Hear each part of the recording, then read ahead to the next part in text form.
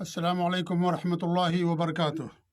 الحمدللہ رب العالمین والعاقبۃ للمتقین ولا عدوان الا علی الظالمین واشهد ان لا الہ الا اللہ وحدہ لا شریک لہ واشهد ان محمدا عبدہ ورسولہ صلوات اللہ وسلامہ علیہ وعلی آلہ وعلی اصحابہ ومن اہتدی بہدیہ واستنى بسنتہ الی یوم الدین وبعد۔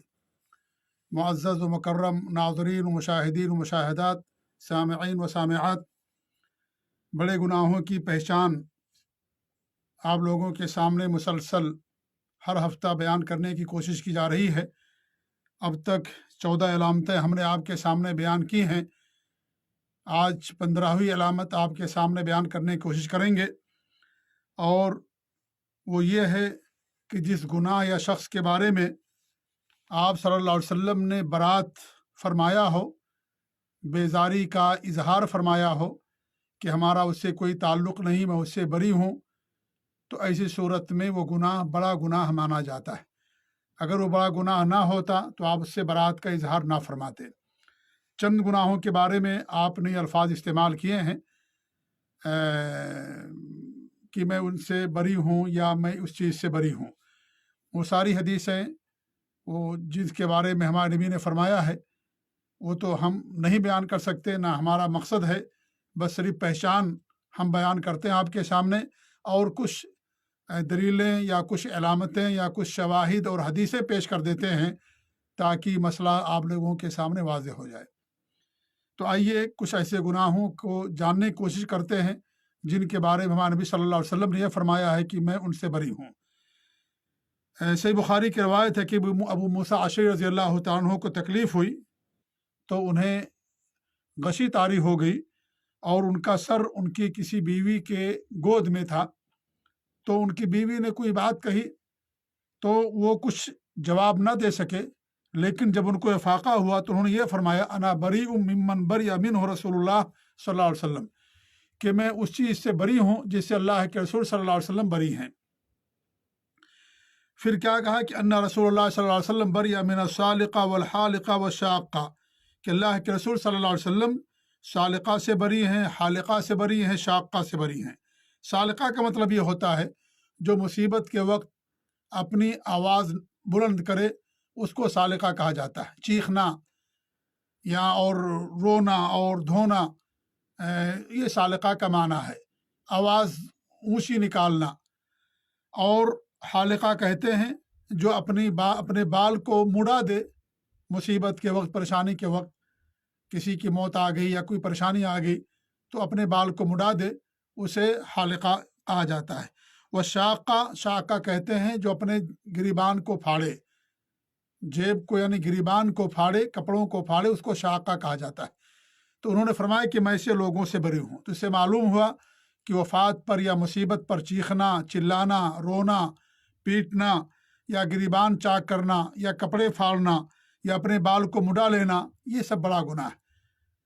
آپ لوگ دیکھتے ہوں گے ہندوستان میں جب کسی کی موت ہوتی ہے ہندوؤں کے ہاں، تو ان کے جو قریبی لوگ ہوتے ہیں وہ اپنے بال کو مڈا دیتے ہیں، یہ ناراضگی ظاہر کرنے کے لیے، نعوذ باللہ، یہ بالکل جائز نہیں ہے۔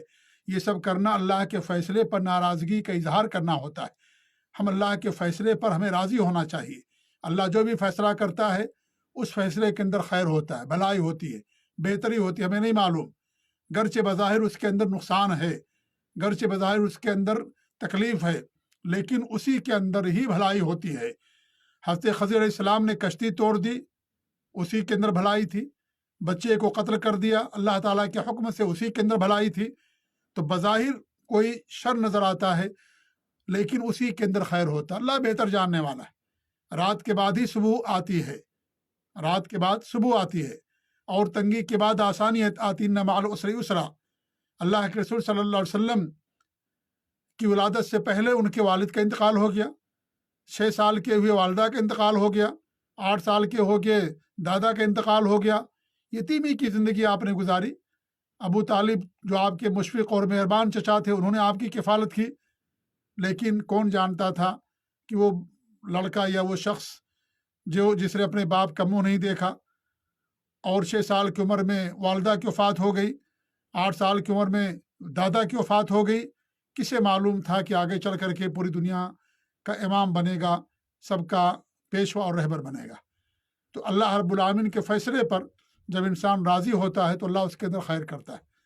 اللہ کے ہر فیصلے کے اندر خیر ہے، لہذا جو بھی مصیبت آئے، تنگی، پریشانی آئے، ہمیں اس فیصلے کو ماننا چاہیے، جھیلنا چاہیے، برداشت کرنا چاہیے، صبر کرنا چاہیے۔ کچھ لوگ چیخنا اور چلانا شروع کر دیتے ہیں، یہ صبر نہیں ہے۔ صبر پہلی بار جب مصیبت آتی اس وقت ہوتا ہے، اور جب وہ گزر جاتا ہے تو انسان کو صبر ہو ہی جاتا ہے۔ لہذا الصبر عند الصدمۃ الاولی، جیسا کہ اللہ کے رسول کی حدیث ہے کہ پہلی بار جب تکلیف آتی اس وقت انسان کو صبر کرنا، یہ نہیں کہ گزر جائے تکلیف، پہلے انسان رو لے دھو لے، اب کہے کہ میں نے صبر کر لیا، نہیں، اس کو صبر نہیں کہا جاتا ہے۔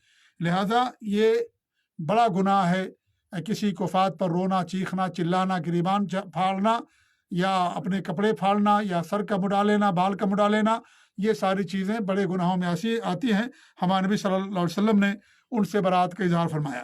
ایسے ابو موسیٰ اشعری رضی اللہ عنہ کی روایت ہے کہ ایک دوسرے الفاظ ہیں کہ اللہ کے رسول نے فرمایا انا بری ممن حلق و سلق و خرق، کہ میں بری ہوں اس شخص سے جس نے اپنے بال مڈا لیے اور جس نے اپنی آواز بلند کی، چیخا چلایا، و خرقہ، اور جس نے اپنے کپڑے کو پھاڑا۔ امام البانی رحمۃ اللہ علیہ نے صحیح الجامع میں اس حدیث کو بیان کیا ہے۔ پہلی جو حدیث تھی اس میں عورت کا ذکر تھا، سالقہ، حالقہ، شاقہ۔ کہیں یہ بات انسان کو سمجھ میں آ سکتی تھی کہ بھائی یہ تو عورت کے متعلق ہے، مرد کے متعلق نہیں ہے، تو اس میں آپ نے عام بیان کیا ممن حلق و سلق و خرق، لہذا وہ سب کے لیے، مرد ہو یا عورت۔ عورتیں چونکہ ان کے ہاں صبر کا مادہ کم ہوتا ہے، وہ جلدی جذبات میں آ جاتی ہیں، اس لیے بطور خاص آپ نے ان کے لیے بیان کیا۔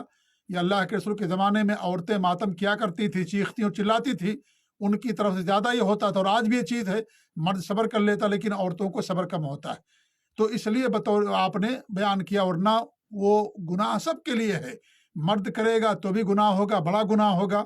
ایسے لوگوں سے اللہ کے رسول صلی اللہ علیہ وسلم بیزار ہیں، بری ہیں، اور جن سے اللہ کے رسول بری ہوں اللہ تعالیٰ ان سے بری ہے، ان سے فرشتے بری ہیں، نیک لوگ بری ہوتے ہیں، لہذا یہ بڑا گناہ ہے۔ اس طریقے سے ایک اور حدیث آتی ہے جس کے لیے آپ نے لفظ استعمال کیا، کیا فرماتے انا منہ بریء ایما رجل امن رجلا علی دمہ ثم قتلہ، میں اس آدمی سے بری ہوں جس نے کسی کو امن دیا، اس کے خون کو معاف کر دیا، پھر اسے قتل کر دیا۔ فانا من القاتل بری، میں قاتل سے بری ہوں، وان کان المقتول کافرا، اگرچہ مقتول کافر ہی کیوں نہ ہو۔ یعنی آپ نے کافر کو امان دیا، پناہ دے دی، اور پھر آپ نے اس کے ساتھ خیانت کیا، اسے قتل کر دیا، اگرچہ وہ کافر ہے، غیر مسلم ہے، تو بھی اس کی جان کی قیمت ہے اور اس کی قدر کرنا ہمارے لیے ضروری ہے۔ اسلام نے ہمیں سب کی جان کی حفاظت کی تعلیم دی ہے، سب کی جان کی قدر کی تعلیم دی ہے، لہذا مسلمان ہو یا غیر مسلم سب کا قتل کرنا شریعت کے اندر بڑا گناہ ہے، گناہ کبیرہ ہے۔ آپ فرماتے ہیں کہ اگرچہ مقتول کافر ہے، جسے قتل کیا گیا وہ اگرچہ کافر ہے، لیکن میں ایسے آدمی سے بری ہوں جس نے قتل کیا، قتل کرنے والا مسلمان، آپ مسلمان سے برات کا اظہار فرماتے ہیں، اور جسے قتل کیا گیا وہ کافر ہے، لیکن پھر بھی آپ نے برات کا اعلان فرمایا۔ آپ سمجھے، دیکھیں کہ شریعت اسلامیہ کے اندر خون کی کتنی قدر و قیمت ہے، انسانی جان کی کتنی بڑی حفاظت کی تلقین کی گئی ہے دین اسلام کے اندر۔ کسی بھی دھرم کا ماننے والا ہو، قتل کرنا ہمارے لیے قطعاً جائز نہیں۔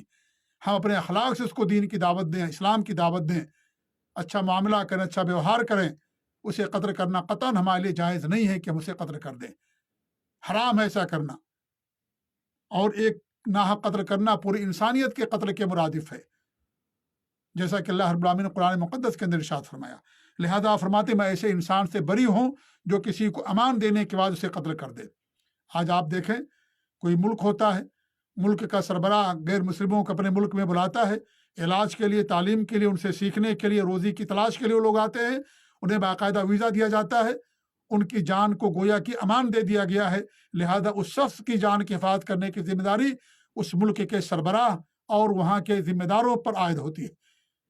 غیر مسلم ہی کیوں نہ صحیح، مسلمان ملک ہے آتا ہے، بالکل اس کا قتل کرنا جائز نہیں ہوگا، یہ بدعہدی ہے۔ یہ اسلام امانت داری کی تعلیم دیتا ہے، دیانت کی تعلیم دیتا ہے، بدعہدی اور خیانت اور غدر اور بے وفائی کی سے انسان کو دین اسلام دور رہنے کی تلقین کرتا ہے۔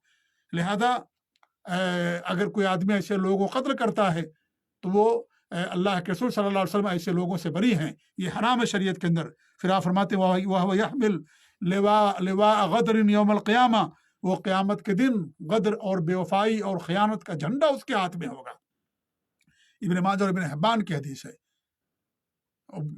جھنڈا اس کے ہاتھ میں ہوگا، لوگ پہچان جائیں گے کہ اس نے خیانت کی تھی، اس نے کسی کو قتل کیا تھا، بدعہدی کی تھی، اس نے وعدہ توڑ دیا تھا۔ اس نے وعدہ توڑ دینا منافق کی علامت میں سے ہے۔ اللہ کے رسول کی حدیث، وعدہ دیا کہ ہم تمہیں پناہ دیتے ہیں لیکن قتل کر دیا اس کو، یہ حرام ہے شریعت کے اندر، کسی کے ساتھ کرنا اسلام کے اندر جائز نہیں ہے۔ تو اس سے معلوم ہوا کہ یہ بھی بڑا گناہ ہے۔ آپ صلی اللہ علیہ وسلم نے اس سے برات کی اظہار فرمایا۔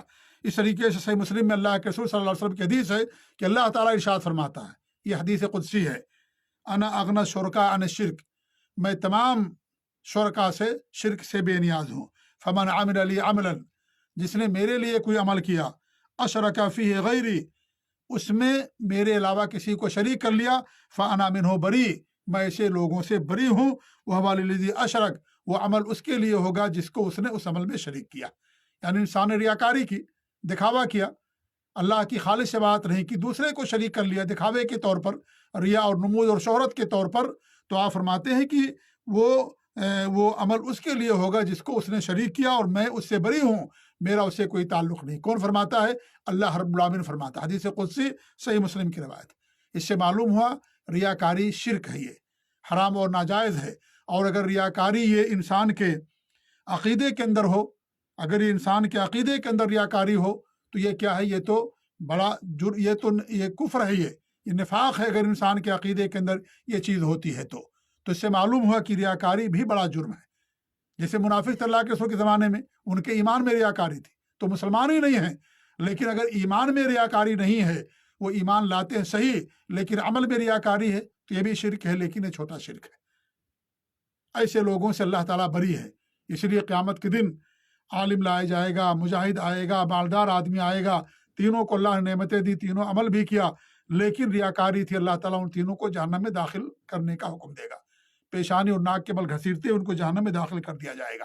تو اس سے معلوم ہوتا ہے کہ ریاکاری بھی بڑا جرم ہے، یہ حرام ہے۔ یہ اللہ کے رسول صلی اللہ علیہ وسلم کتنی حدیثیں ہیں کہ آپ نے ریاکاری کرنے سے منع کیا ہے، لہذا یہ بھی بڑا جرم ہے۔ آپ صلی اللہ علیہ وسلم اس سے بری ہے، اللہ تعالیٰ جس سے بری ہے اس سے اللہ کے رسول صلی اللہ علیہ وسلم بری ہے۔